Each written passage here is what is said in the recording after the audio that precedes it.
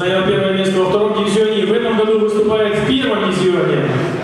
Команда Республики Киргизия. 2022 жылдын 8 август күнү танк биатлону 2022 мелдешине чейинки дивизиондор арасында танкалардын түстөрүн жана айлампага чыгуу тартиптерин аныктоо үчүн чучугулак өткөрүлдү. Ага ылайык Кыргызстандын танкисттери жашыл түстөгү танк менен 3-чү тайпада Россия, Кытай, Белоруссия мамлекеттеринин командалары менен ат салышмакчы.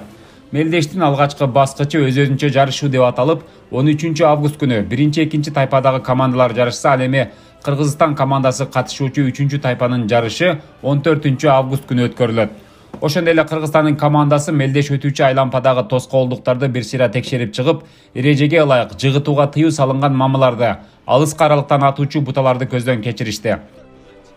Мына направленияны көрдүңөр, мына сарыны көрдүңөрбү? Кызыл треугольник. Ошол треугольниктен сол коро жашыл мишендер жатат, үчөө. Көрүнүп атабы? Башка жакта сол коро жашыл мишендер. Ушул направлениядан эле көтөрүлөт, башка направлениядан көтөрүлбөйт. 20 секундтан өтүп кетсе, автоматически уже бир штрафной круг. Кыргызстандын командасы Алабино оюн майданына келгенден бери танка менен бир сыйра атуу жана ылдам жүрүү көнүгүүлөрүн аткарган болсо, мындан ары мелдеш башталганга чейин өздөрүнө бөлүнгөн танкаларды тыкыр текшерүүдөн өткөрүп, оюнга даяр абалга алып келишет.